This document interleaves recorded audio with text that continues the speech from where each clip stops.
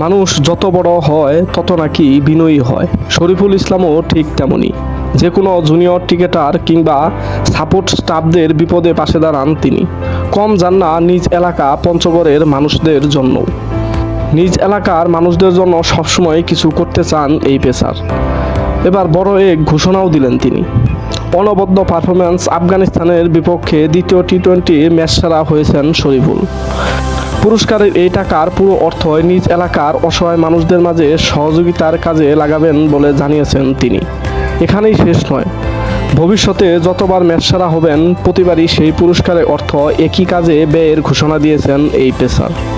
4 October সামাজিক যোগাযোগ মাধ্যমে এই পোস্টে শরীফুল লিখেছেন, আলহামদুলিল্লাহ, প্রথম ম্যাচ হাতে রেখেই সিরিজ জয়। দলের দারুণ প্রচেষ্টা, সবাইকে অভিনন্দন। আজ থেকে আমি একটা ছোট উদ্যোগ নিয়েছি। আমি আন্তর্জাতিক ও ঘরোয়া ম্যাচ যতবারই ম্যান অব দ্য ম্যাচ হব, প্রতিবারই সেই পুরস্কারের অর্থ আমার এলাকার অসহায় মানুষদের মাঝে সহযোগিতা হিসাবে বিতরণ করব, ইনশাআল্লাহ। দোয়া করবেন যেন আল্লাহ আমাকে এই কাজটি নিয়মিতভাবে করার তৌফিক দেন।